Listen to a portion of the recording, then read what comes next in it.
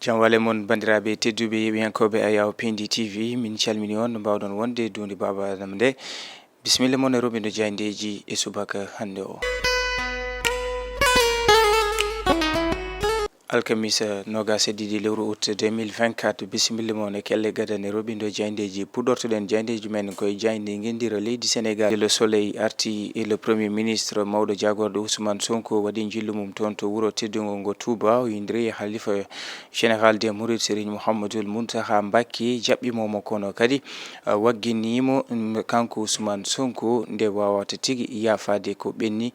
beele ko yetno noon e ɓamtare leydi Sénégal. Kanko Ousmane Sonko holliti hakkude makko e Touba laamu ngu ne jogui eɓɓore wande fayide beele tigui safrude ɗeɗo caɗele toon to Touba kono kadi ko yete ko e tourisme religieux ɗum ɗon wona hunde koɓe gaccata caggal inde Besbi le jour arti ko e l'exil de Cheikh Ahmadou Bamba kono kadi e l'œuvre uji wonande ɗum ko ganduɗa ko ɗanngal toon to Gabon kono kadi anduno fayodingo to banggue diine l'islam kanko mo ganduɗa Ahmadou Bamba waccini ɗum ɓesguji Sénégal haɓude tengtude e ɓen ɓe ganduɗa ko Mouride en kono kadi Besbi le jour arti haala conmami cottumami hakkude mo ganduɗa ko ministre de la communication Alioune Sall e ɓe ganduɗa ko CDEPS kono kadi Moussa Bocar Thiam yani no fewi omo ganduɗa ko ministre de la communication Alioune Sall nde wato hormade kono kadi accande hakke ɓen ɓe ganduɗa ko CDEPS en ardiɓe galleji ɓen ɓe ganduɗa ko gollordi to banggue wonande presse. Jayde Libération arti koye wargo Abdoul Aziz Ba ɓurɗo andirede Dabala e on mo ganduɗa ko koddiɗo makko mo hoddi ne wayno Jayde Libération arti e wonande to banggue wittoji koɓe mbiyata ko enquête premier élément ji ɗi ganduɗa ko adi koye to banggue wonande loskoji heɓama e yiide noon Libération wonande e caggal enquête aji baɗaɗi ɗi hollitama de kanko Abdoul Aziz Ba ɓurɗo andirede Aziz Dabala ne wayno tawama e makko ko abbi e juwanɗe jeegom kono kadi ƴiƴam toon e nokkuji ɗi kala to banggue wonande e ndun suudu kono kadi on suka mo ganduɗa mo wonduno tawaɗo ana sanki ene wara toon to e tarode nde ganduɗa ko on appartement kono kadi Libération arti ha joni e jillu Ousmane Sonko toon to Touba en ƴeewoytu Jayde Tribune gloire à Cheikh Ahmadou Bamba jettoro wodini Cheikh Ahmadou Bamba. Jayde Tribune arti ha joni e yiide Cheikh Ahmadou Bamba radiallahu taala anhu woni timtorgal to banggue jaam kam e deƴal ko fatuno e leydi kono kadi ɓe garti ha joni e wonande e omo ganduɗa ko Moussa Bocar Thiam ancien ministre de la communication o yani e omo ganduɗa ko ministre mo ganduɗa oɗo saaha ko kañum jooɗi e ngal ɗon jagorgal hakkude mum e CDEPS mbiyen hakkude makko e galleji gollorɗi e yiide kanko Moussa Bocar Thiam alay saago kanko ministre o wawa hormade ɓe ganduɗa ko jandiyankoɓe ɓe kono kadi ɓe mbawa yafade kam e yurmade wonande ɓeɗo ɓe ganduɗa ko joguiɓe entreprise aji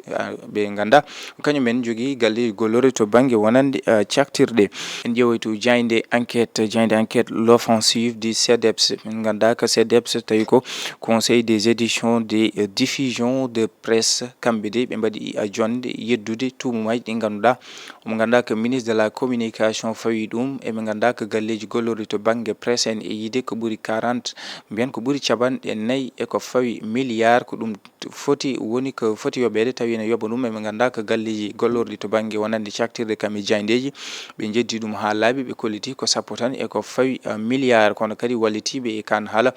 omo ganduɗa ko ministre gonnoɗo ministre de la communication Moussa Bocar Thiam ɓe garti e grand maggal mo Touba e yiide Jayde enquête.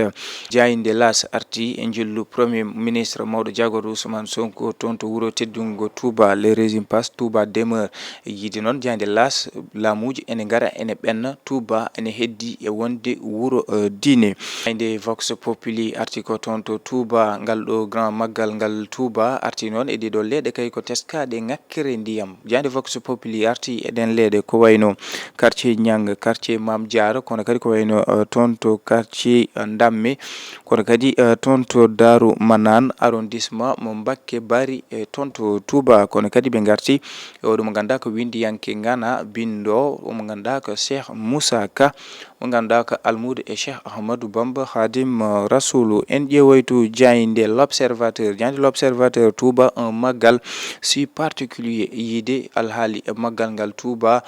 kono kadi jayde l'observateur arti ben be ganduda ko yeyobe nyamanteji ganduda on saha so tawi yonti ana jito koye mumen no fewi to bangi wonande faggudu ben yeyobe kono kadi be garti kambe be ganda ko l'observateur ciormami ciottumami hakkunde CDEPS kam e ministre de la communication Alioune Sall en jewoyto jayde rewmi arti koye télescopage ton to Touba ya garta hakkunde ben be ganduda ko dawriyankobe en hanki o mo ganda ko Ousmane Sonko wadi ton jillumum yindiri e Halifa Tedduɗo Serigne Mouhamadoul Mountaha Mbacké kono nonne kadi Barthélémy Diaz Alioune Sall kam e Déthié Fall kambe kala e mbaɗa yangarta mabbe ton to wuro teddungo to Touba heɓanade grand magal bo Touba jayde source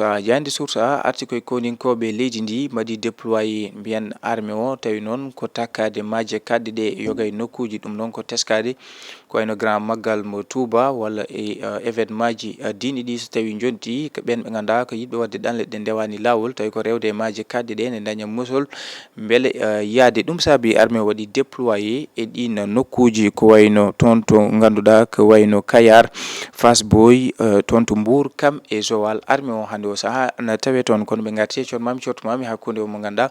ko ministre kalfinaɗo ko yitno e kabaruji men communication hakkunde makko e ɓe ganda ko CDEPS woni conseil des éditeurs et diffuseurs de presse ɓen wayno ɓe jeddi ɗin tumumaji kam e haalulaji ɗi ganda kanko jagorɗo o fawi ɗum e entreprise de presse en jayde